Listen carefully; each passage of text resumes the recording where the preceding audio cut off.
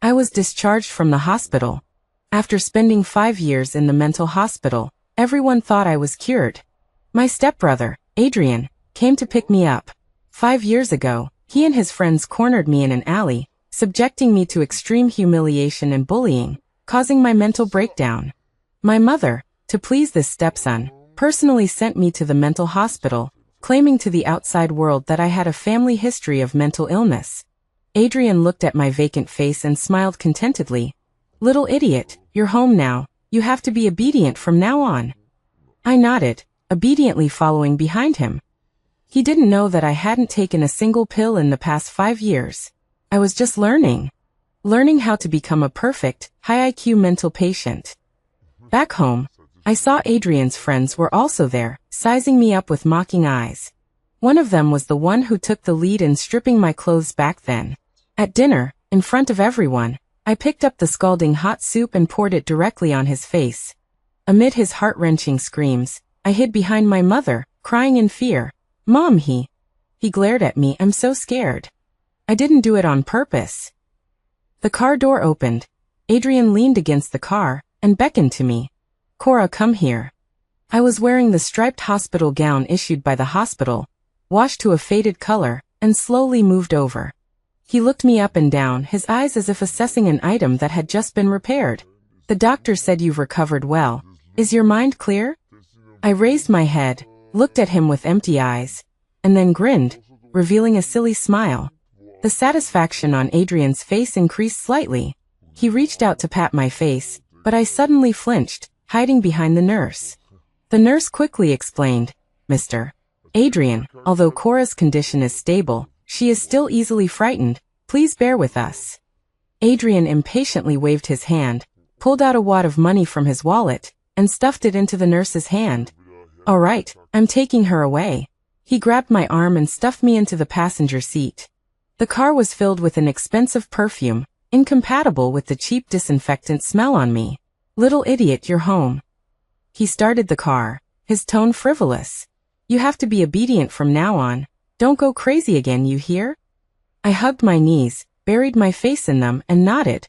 He thought I was still the Cora from 5 years ago, who could be scared to tears by a single word from him. He didn't know that every day for the past 5 years, I had been honing my acting skills in hell. Back to the villa I had been away from for 5 years, the living room was full of people. All familiar faces. Adrian's group of cronies. Back in the alley, they surrounded me one by one, laughing wildly and viciously. Now they were looking at me with the eyes of someone watching a monkey in a zoo. "Yo, Adrian, brought your precious sister back?" A man with dyed yellow hair stood up. His name was Derek, and he was the one who first started to tear my shirt back then. My mother, Helen, walked quickly down the stairs, a proper smile on her face. "Adrian is back. Cora is back too." She walked to my side, wanting to hold my hand, but I dodged it.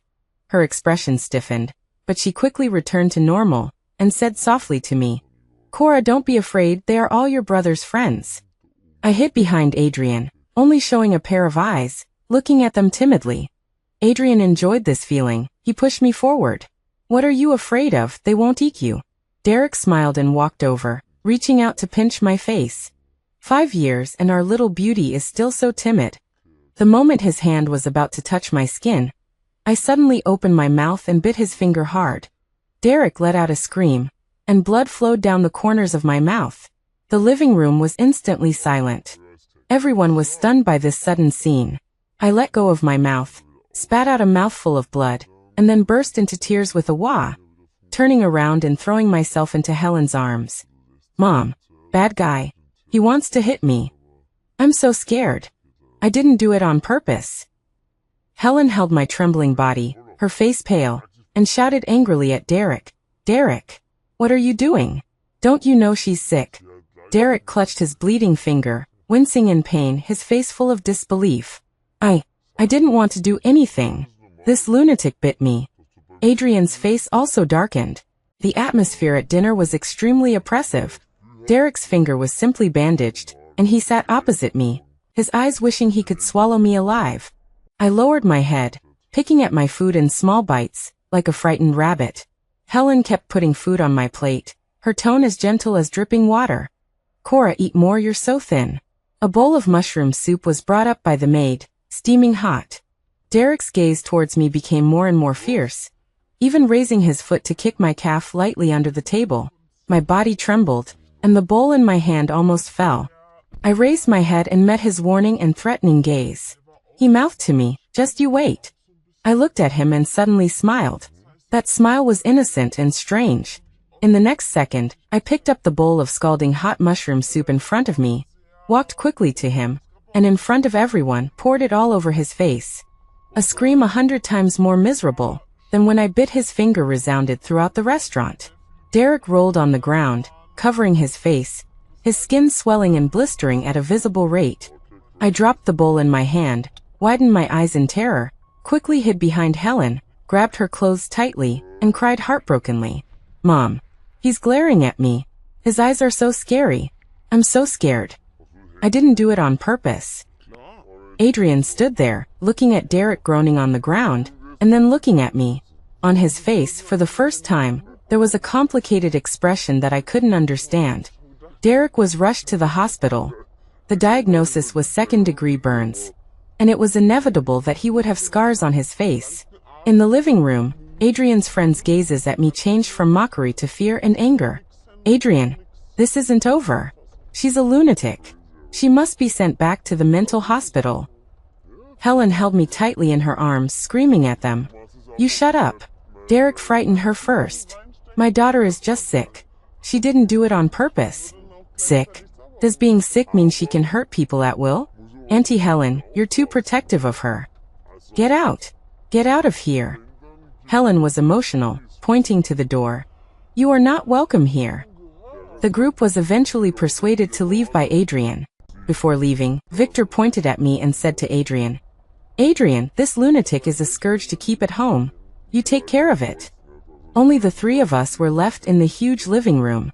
Adrian lit a cigarette, and in the swirling smoke, I couldn't see his expression clearly. "Mom, you take her upstairs to rest first." His voice was very deep. Helen was relieved and immediately pulled me upstairs. My room was still the same as it was 5 years ago, pink wallpaper, princess-style furniture, just covered with a thin layer of dust. Helen made the bed for me, nagging, "Cora, don't be afraid, Mom is here. No one can bully you." I sat on the bed, hugging an old stuffed bear, not saying a word. She sighed, patted my head, and turned to go out. The door was gently locked from the outside.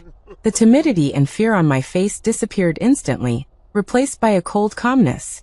I walked to the window and looked down at the garden, where Adrian was talking to Victor on the phone. The sound was loud, faintly carrying upstairs.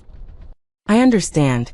I'll cover all the medical expenses, and give him an additional 200,000 for nutrition. Yes, it's my fault I didn't watch her carefully enough." After hanging up the phone, Adrian punched the tree beside him. I knew clearly that he wasn't angry about me hurting someone, but angry that I had caused him trouble. The next day, Victor came again. He came to find Adrian to play games, as if what happened last night was already in the past.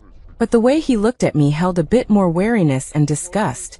Adrian's study had a top-of-the-line gaming setup, Victor's treasure, said to have cost hundreds of thousands to assemble. At this moment, he was wearing headphones, completely absorbed in the game. I carried a glass of orange juice and walked in quietly. Adrian looked up at me, frowned slightly, but didn't say anything. I walked over to Victor and curiously watched the flashing screen. "Wow, so many little people fighting," I exclaimed like a child. Victor glanced at me impatiently. "Get out of here, don't bother me." I didn't move, but instead moved my face closer, pointing at the screen. "This one glows." My hand accidentally bumped into the water glass he had placed on the table. A full glass of water accurately poured onto the host's cooling vents. A spark flashed, accompanied by a pungent burnt smell, and the once colorful case instantly went black. The entire room fell silent. Victor abruptly took off his headphones, turned to look at the ruined equipment, and his eyes instantly turned red. "My computer!" He let out a beastly roar and turned to pounce on me. "I'll kill you, you crazy person." I was prepared. The moment he pounced, I screamed and fell backward, the back of my head hitting the corner of the desk heavily. Blood flowed down my hair. I didn't cry, just widened my eyes. My body started to convulse violently, and I made ho-ho sounds from my mouth. These were typical epilepsy symptoms, which I had learned from a fellow patient in the hospital. Cora, Adrian and Helen, who had rushed in upon hearing the noise, exclaimed simultaneously. Helen pushed Victor away and hugged me, crying and shouting, "Call an ambulance!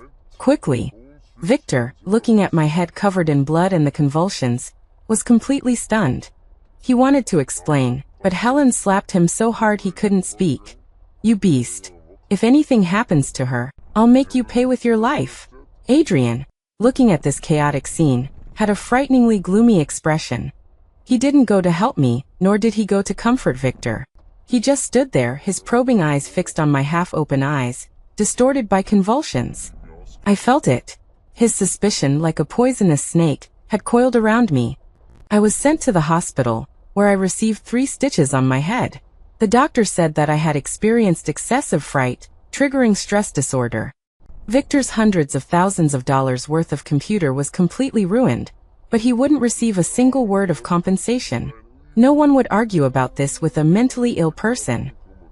Not only would he not receive compensation, but he would also bear the infamy of bullying a mentally ill person, causing injury.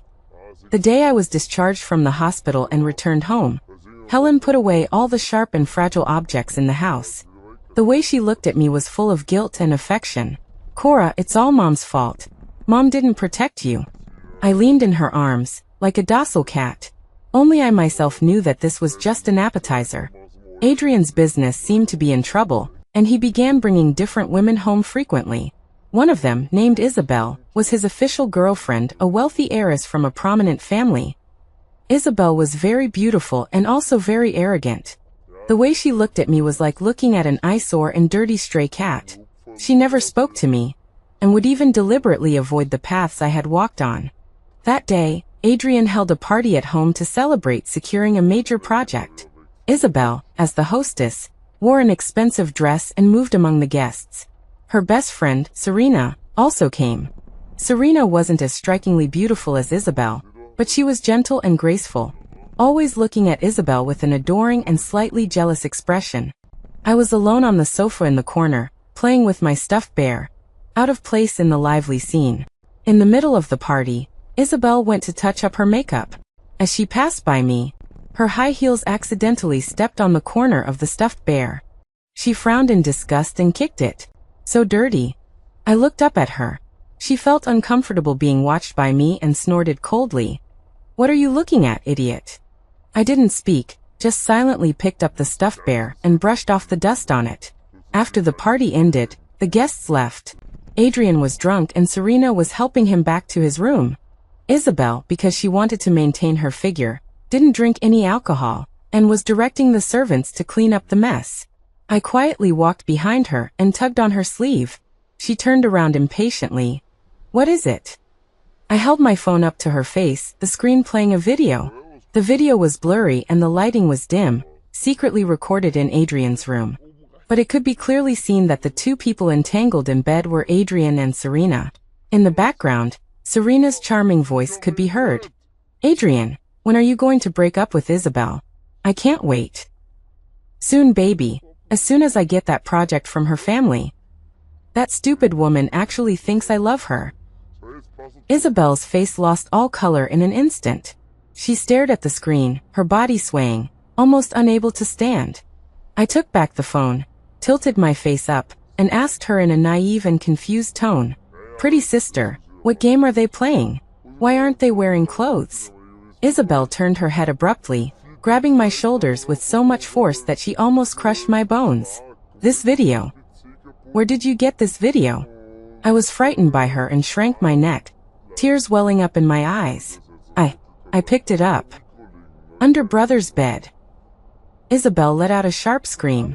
She pushed me away and rushed upstairs like a madwoman. Soon, loud arguments, the sound of things breaking, and the cries of women and the roars of men came from upstairs. Helen was disturbed and rushed upstairs to mediate. I stood at the bottom of the stairs, listening to the cataclysmic storm upstairs.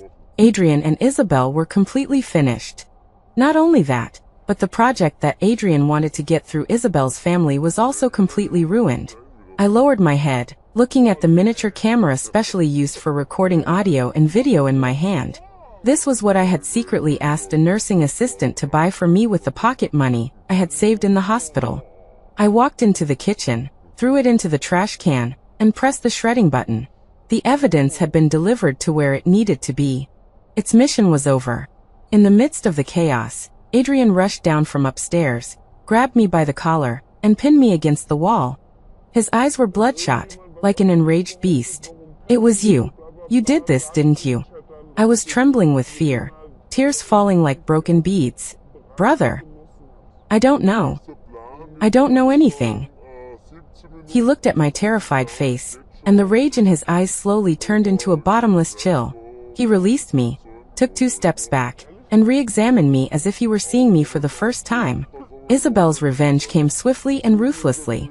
Not only did she ruin Adrian's project, but she also used her family's influence to create obstacles for Adrian's company at every turn. Adrian was overwhelmed, and I saw him sitting in his study late at night, chain-smoking cigarettes, several times.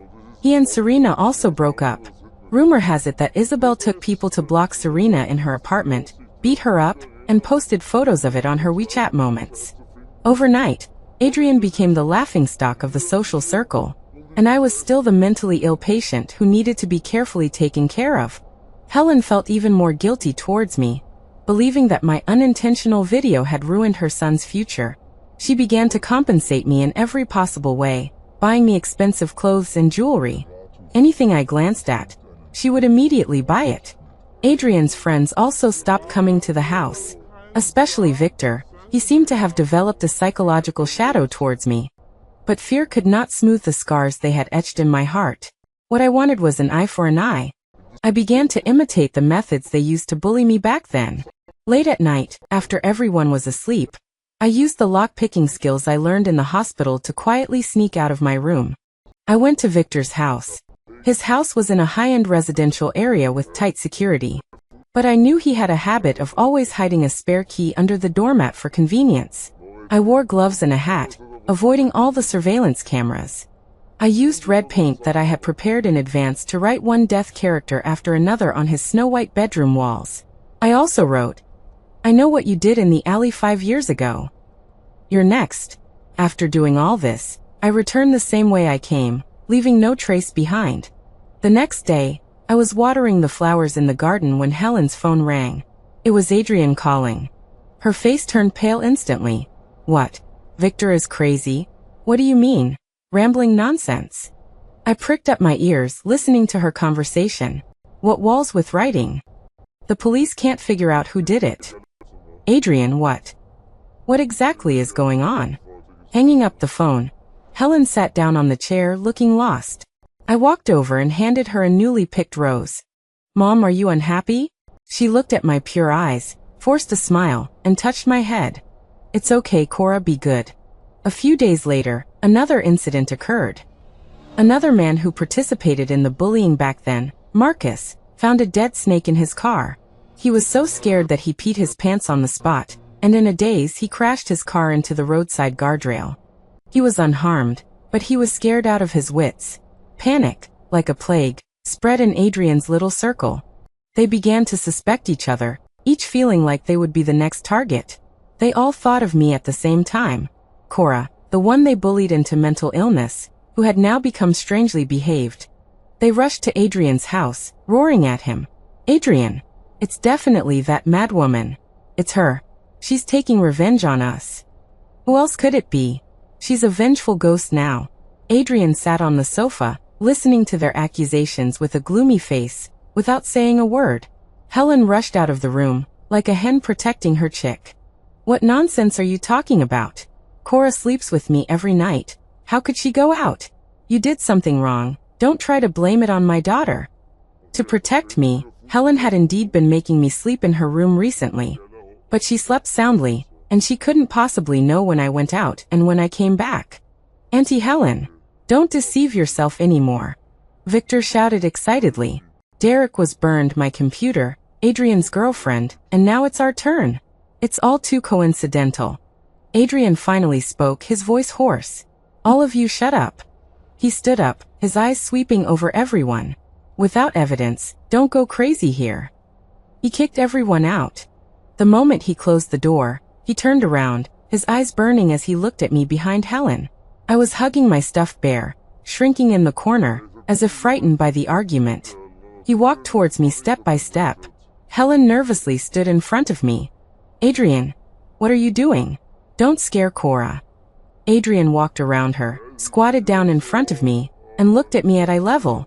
He reached out and gently stroked the ear of my stuffed bear, his voice low and coaxing. Cora, tell brother, did you have any strange dreams at night? I looked up, my eyes blankly looking at him. Dreams? I tilted my head, thought for a long time, and then smiled happily. I dreamed that a lot of bad people were crying. Derek was discharged from the hospital.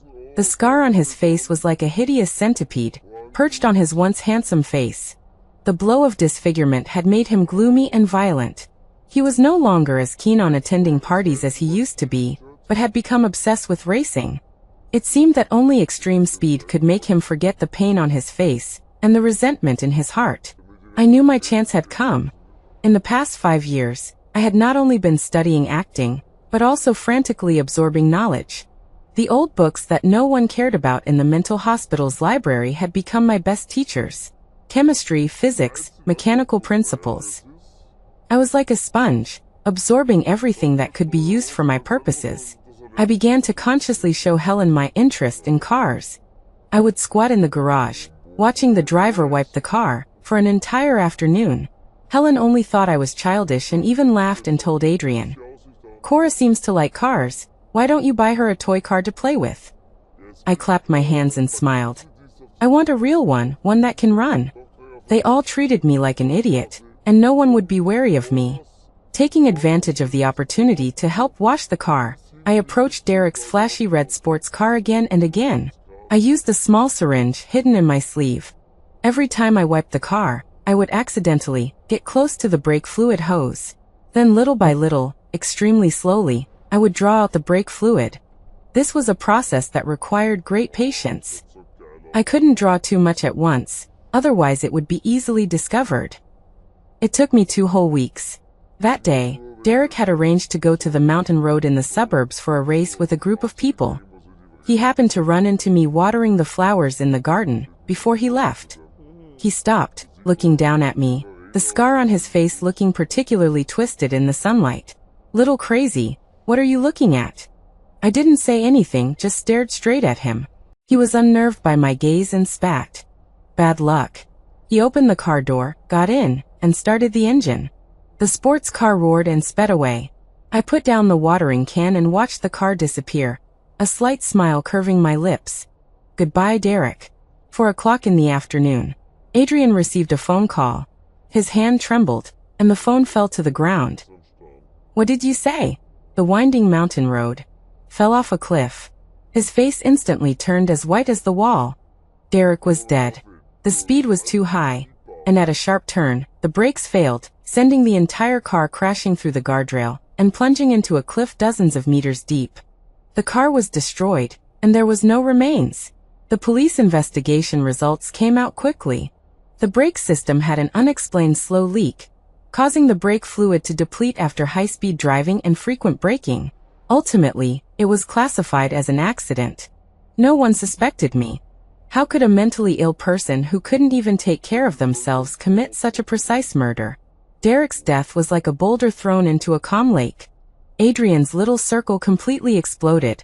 They rushed to Adrian's house like madmen, pointing at my nose and calling me a devil. Adrian, how long are you going to protect her? We're next to die. Call the police. We have to call the police. Arrest her. Adrian sat on the sofa, smoking cigarette after cigarette, as if his soul had been taken away. He ignored his friends clamoring and didn't even look at Helen, who was hysterically protecting me. His gaze passed over everyone and landed on me. It was a look mixed with fear, suspicion, and extreme coldness.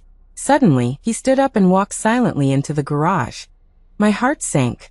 He still suspected me.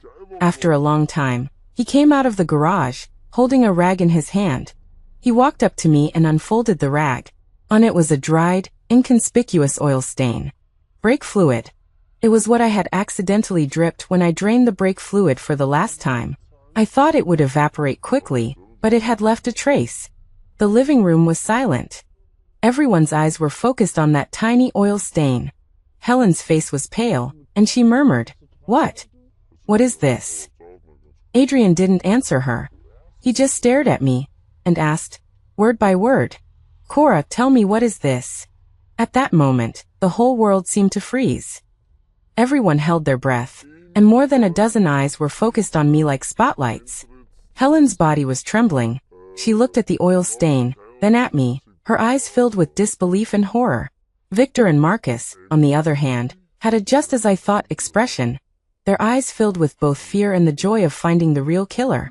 Adrian crouched down in front of me, his voice low, but with an irresistible sense of oppression. "Tell me, did you do this?" I looked at him, my eyes filled with confusion and fear.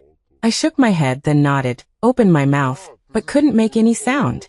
My body began to tremble uncontrollably. My breathing became rapid. This was the most dangerous time in my 5 years of pretending to be crazy. Adrian's suspicion had reached its peak, and any small flaw could lead to my ruin. "Speak." Adrian suddenly raised his voice and grabbed my shoulders. I was so frightened by him that I screamed, then pushed him away and ran. I didn't run towards Helen for protection, but rushed towards the living room's floor-to-ceiling window like a headless fly. With a loud bang, I slammed my head hard against the hard-tempered glass. The huge impact made me see stars. My forehead split open instantly, and warm liquid flowed down my cheeks. But I didn't stop. As if I couldn't feel the pain, I slammed my head against the glass again and again like a madman. "No, it wasn't me. Don't look at me. Go away. All of you go away," I shouted incoherently, my movements frantic and desperate. Everyone in the living room was stunned by my self-harm. "Cora." Helen was the first to react. She rushed over crying and hugged me tightly from behind. "Quick, hold her back. She's having another episode." Adrian was also stunned. He looked at me, my face covered in blood, my eyes crazy, the suspicion on his face replaced by shock and a hint of pity. He and the others frantically dragged me away from the window and held me down on the ground. I was still struggling desperately, with surprising strength. I picked up a crystal ornament from the coffee table next to me and smashed it on my arm without thinking. "Don't touch me. You're all bad people. You all want to hurt me." In the chaos, Adrian's hand was deeply cut as he tried to take the object from my hand. Finally, the family doctor was called in an emergency and injected me with a strong sedative. The world finally became quiet. I lay in bed, my forehead and arms wrapped in bandages. Helen stayed by the bed, holding my hand and crying bitterly. Outside the door, Adrian and Victor could be heard arguing. "Adrian, can't you see it? She's faking it. She's acting." "Enough." Adrian's voice was full of exhaustion and rage. "You saw it with your own eyes. Would a normal person hurt themselves like that? She doesn't even want her life. That's just her trick to gain sympathy." "Trick to gain sympathy?" "Victor, get your head out of your ass. She's mentally ill. We drove her crazy 5 years ago. Now that Derek is dead, you want to put all the blame on a patient." The door went silent. After a long time, I heard Adrian's weary voice. "Maybe, you're right, we were all wrong. Wrong from the start." I closed my eyes and at an angle no one could see. The corner of my mouth curled into a cold smile. "Adrian, you're finally starting to doubt yourself. From now on, the rules of this game of hunter and prey will be set by me. The more you doubt, the more you will fall into the trap I have carefully woven for you, until you are doomed." After that self-harm incident, Adrian's surveillance of me obviously relaxed. The look in his eyes was no longer just scrutiny and suspicion, but a more complex emotion, something like guilt. He probably really believed that I had been stimulated by them, causing my condition to worsen and leading me to do those extreme things. And Helen, even more, treated me like a fragile glass doll, wishing she could hold me in her hand 24 hours a day. This gave me excellent room to maneuver. My next target is Adrian himself. What I want to destroy is not only his friends and his love, but also the career he is so proud of. I started to use my harmless identity to freely enter and exit his study. At first, I just went in to space out or play with some files he didn't want. When he saw it, he just frowned and had Helen take me away. Later, he gradually got used to my presence. He would even hold video conferences with his assistant in the study, discussing confidential company matters. And I would just sit on the carpet not far away, doodling on white paper with crayons, humming out-of-tune children's songs. In their eyes, I was just a harmless backdrop. They didn't know that my seemingly empty eyes were recording every word they said. The hand that was doodling wasn't drawing flowers and grass, but key business data, information about partners, and their planned shady operations. I also secretly installed a keylogger on his computer. I bought it online, disguised as a regular USB connector. I plugged it into the most hidden spot behind the computer case when he wasn't around. From that day on, all his account passwords, chat logs, and email content were constantly sent to my preset anonymous mailbox. I was like the most patient hunter, quietly weaving my net. This net was filled with all the evidence of Adrian's and the Jiang family's crimes over the years. Tax evasion, commercial bribery, embezzlement, stock manipulation. There was even dirt on how they drove a competitor to ruin in order to win a project. I sorted all this evidence clearly and categorized it. I also discovered that Adrian and his friends had a private social group. In the group, they would share some unsightly things.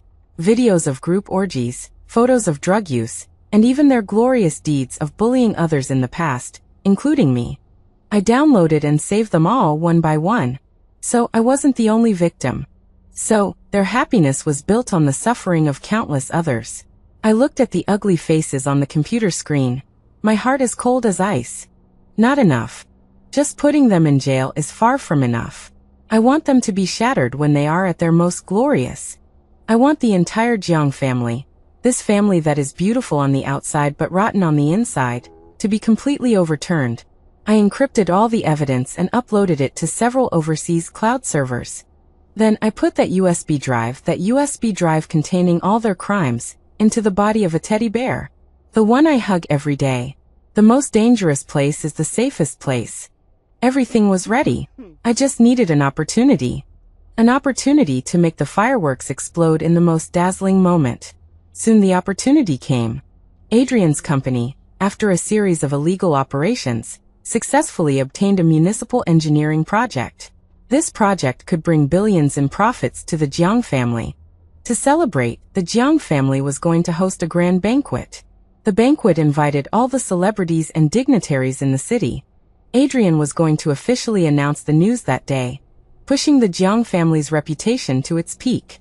I sat in my room, listening to Helen excitedly describe the grand occasion of the banquet to me. Cora, Mommy has ordered the most beautiful princess dress for you. On that day you have to dress up like a little princess. I looked up and smiled sweetly at her. Okay, Mommy, I will. I will personally send you to the guillotine, and then wearing the most beautiful dress, I will hold a funeral for you. On the day of the banquet, the Jiang family's villa was brightly lit and filled with expensive cars. The air was filled with the scent of perfumes and shimmering dresses, and the clinking of glasses. Adrian wore a custom-made suit, spiritedly mingling among the big shots. His father, Julian, my nominal stepfather, accepted everyone's compliments with a radiant face. Helen, like a proud peacock, flaunted her excellent son to the ladies. And I, wearing the white tulle dress Helen had prepared for me, sat quietly at the top of the stairs on the second floor, like a forgotten doll. My position was very good. I could see everything downstairs clearly, and I wouldn't attract anyone's attention. I was waiting for 8 o'clock in the evening. That was the climax of the banquet. Adrian would go on stage to give a speech and announce the earth-shattering good news. It was also the time I had set to detonate everything. 7:55 p.m. I took out the cell phone hidden in my dress pocket. It was a black phone that I had prepared long ago, without any identifying information. I pressed the send button that had been pre-programmed. In an instant, dozens of anonymous emails, carrying evidence enough to destroy everything, were sent simultaneously to the official mailboxes of major media outlets, the Commission for Discipline Inspection, the Tax Bureau, and the Public Security Bureau. After doing all this, I restored the phone to its factory settings, then went to the bathroom, disassembled it, and flushed the parts down the toilet, destroying the evidence. I returned to the top of the stairs, sat down again, and quietly waited for the judgment to come. 8 o'clock sharp. The melodious music stopped, and the spotlight shone on the stage in the center of the banquet hall. Adrian straightened his tie and walked onto the stage with great spirit. He picked up the microphone, his face filled with an uncontrollable smile. Distinguished guests, friends, good evening. Today, I have good news to announce to everyone. Before he could finish speaking, the door of the banquet hall was rudely pushed open from the outside with a bang. A group of police officers and discipline inspection personnel in uniforms, with serious expressions, poured in. The middle-aged man at the head showed his credentials and a search warrant. Police investigation. Everyone is to remain still. The entire banquet hall fell silent instantly. All the guests were stunned, not understanding what was happening. The smile on Adrian's face froze. Julian's face turned pale in an instant. Comrade, is there some kind of misunderstanding? He forced a smile and went up to meet them. The leading man ignored him, his gaze sweeping across the entire room like lightning, finally settling on Adrian. Adrian, Julian, Helen, Victor, Marcus. We have received a real name report suspecting you of being involved in multiple economic crimes, tax evasion, and organizing group orgies and other illegal activities. Now, in accordance with the law, we are summoning you for investigation and conducting a search here. With a boom, the crowd erupted. Those guests who had just been chatting and laughing with the Jiang family, calling each other brothers, now retreated like they were avoiding a plague, drawing a line between themselves and them. The reporters' flashes flickered like crazy, recording the expressions on the Jiang family's faces as they fell from heaven to hell. No, this isn't true. Someone is framing us. Helen screamed out of control. Julian's legs weakened, and he almost collapsed to the ground. Adrian stood on the stage, the spotlight still shining on him, but it seemed incredibly ironic. He didn't shout or defend himself. He just suddenly raised his head, his gaze piercing through the crowd of terrified people, locking onto me at the top of the stairs on the second floor. I sat there, wearing a pure white tulle dress, holding a teddy bear in my arms. In the chaotic, dirty hell of humanity downstairs, I was like an angel untouched by dust. I looked at him, and then slowly gave him a smile. It was a smile he had never seen before, cold, mocking, and filled with endless pleasure. At that moment he understood everything. All the doubts, guesses, and anxieties were answered in that smile, the final and most cruel answer. It was him, it was them who personally sent me to hell. And I, returning from hell, dragged them all down with me. The Jiang family was overturned overnight. That night, the police found a large number of forged contracts and bribery ledgers in the villa's safe and Adrian's study. The evidence, along with the content of my anonymous tip, matched perfectly. Adrian, Julian, and the others in their circle were all criminally detained. Helen was also taken away, suspected of shielding them and participating in money laundering. As a key figure in this case, I was taken back to the police station to cooperate with the investigation. In the interrogation room, facing the police's questions, I appeared terrified and bewildered. Officer, I don't know. I don't know anything. I hugged my stuffed bear, huddled in the chair, and cried incessantly. Where's my mom? Where's my brother? Where did they go? My attending physician was also called in, and he provided the police with a thick stack of my medical records. Cora has severe schizophrenia and post-traumatic stress disorder. Her cognitive abilities are similar to a child's. She couldn't possibly understand what you're saying. The police officer in charge of the case looked at me, his eyes filled with sympathy. Poor child, this family has ruined her. During the interrogation, Adrian and the others frantically accused me. It's her. She did it all. She's faking. She's a devil. But no one believed a criminal's death throes. Faced with ironclad evidence and under the perfect protection of being a mentally ill person, their accusations seemed so pale and feeble. In the end, I was identified as a victim. Having lost all guardians, I was sent back to the mental hospital again for long-term care. The day I was sent back, the weather was beautiful. The sunlight shone through the car window onto my face, warm and comforting. At the hospital entrance, it was the same nurse, When she saw me, she sighed. Back again. She took my small bundle and led me by the hand towards the familiar white building. It's good to be back. It's quiet here and no one will hurt you anymore. I didn't speak, just obediently followed behind her. As we passed the garden, I saw a news report about the aftermath of the Jiang family case playing on TV. Jiang Corporation's stock price plummeted, on the verge of bankruptcy. All those involved would face the severe punishment of the law. In the news footage, Adrian was handcuffed and escorted onto a police car. He seemed 10 years older, his hair graying, his eyes hollow. Through the screen, his gaze seemed to pierce through time and space, landing on me. In it, there was no longer the arrogant contempt, only endless regret and fear. The game is over. I was taken back to my room. It was the same one, with iron bars on the window and a lock on the door. The nurse helped me make the bed and said softly, "Rest well. This will be your home from now on." After she finished speaking, she turned and left. The door clicked shut from the outside. I was alone in the room. The whole world fell silent. I walked to the window with the iron bars, looking at the free sky outside. 5 years. I spent 5 years weaving a cage for myself, and digging a grave for them. I slowly raised my hand and touched my cheek. Then I smiled. Not the innocent, harmless giggle, nor the cold, mocking sneer, but a genuine, relaxed, and radiant smile from the heart. This was the first real smile I had shown in 5 years. The sun was shining, and the breeze was gentle, and I had finally been reborn. The days in the mental hospital were as calm as stagnant water.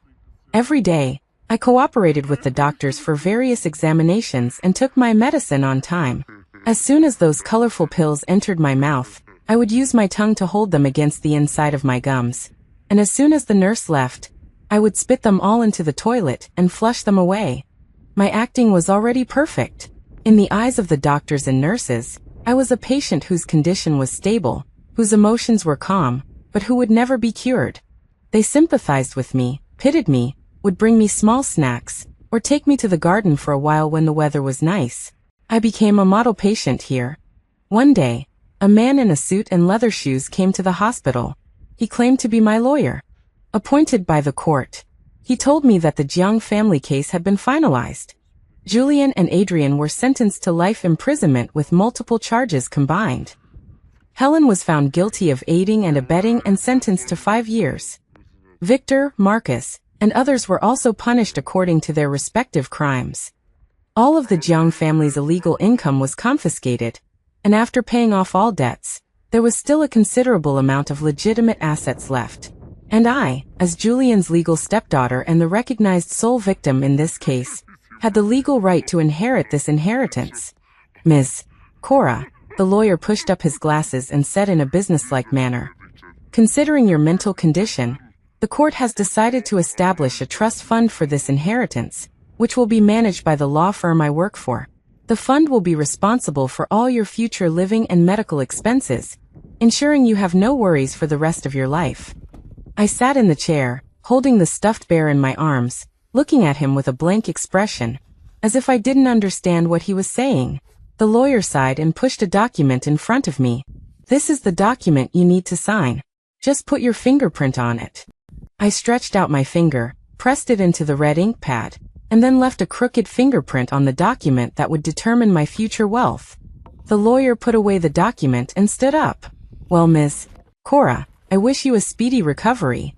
He left. I looked out the window, a bird flying freely in the sky. No worries about food and clothing. The rest of my life. What ironic words. They used money to buy my freedom, to buy my life. Now this money, tainted with sin and blood, was back in my hands. I took out the USB drive hidden in the stuffed bear's body and walked to the window. Downstairs was the hospital's garbage incinerator. I forcefully broke it in half, and then through the gaps in the bars, accurately threw it in. All the secrets, all the past, disappeared with the rising black smoke. From now on, there would no longer be the Cora who meticulously planned her revenge in this world. Only a pathetic mental patient who needed to be under lifelong guardianship. Another 5 years passed. I was already 28 years old. In the mental hospital, 10 years seemed to pass in the blink of an eye. My condition had been stable, not crying or making trouble, as docile as a lamb. I had become one of the most senior patients in this hospital. New doctors, new nurses, they looked at my medical records, listened to the old employees tell my story, their eyes always filled with sighs. What a pity, such a beautiful girl. I heard her family used to be so rich, but later the whole family went to jail, leaving only her. The vicissitudes of life. I hadn't heard any news about Adrian and the others in a long time. They were like stones that had sunk to the bottom of the sea, unable to stir up any waves. Helen should have been released from prison, but she never came to see me, not once. Perhaps she hates me. Perhaps she doesn't dare to face me. Or perhaps she has already forgotten that she once had a daughter named Cora. None of that matters to me anymore. One day, a young intern nurse, while helping me tidy my bed, found a very old copy of Advanced Mathematics under my pillow. She froze, picked it up and flipped through it. The book was filled with dense calculations and notes in delicate handwriting. Sister Cora, she looked at me in surprise. Is this your book? Can you understand it? I was painting by the window. Hearing this, I turned around and gave her a familiar, innocent and harmless smile. I don't understand it. I pointed to the formulas in the book. These little tadpoles lined up are so fun. The intern nurse looked at me, then at the complex formulas in the book, her eyes filled with confusion and incomprehension. In the end, she put the book back and didn't ask any more questions. But from then on, there was a hint of inquiry in her eyes when she looked at me. I didn't care. I have lived in this world constructed of lies for too long. Truth and falsehood, madness and lucidity, have long ceased to have any boundaries for me. I finished my painting. On the paper was a solitary lighthouse, standing on a dark, stormy seashore. A beam of light shot out from the top of the tower, piercing the boundless darkness. I put down my brush, looked at my work, and smiled contentedly. My life may be like this dark sea, full of storms and despair. But I, in the end, lit a lamp for myself. Even if this light can only illuminate me. Even if I will be forever trapped on this solitary tower. But at least I survived. I survived, bearing the sins of all of them. And they will slowly rot in endless regret and darkness. This is the best ending I have chosen for them. And it is the only rebirth I have chosen for myself.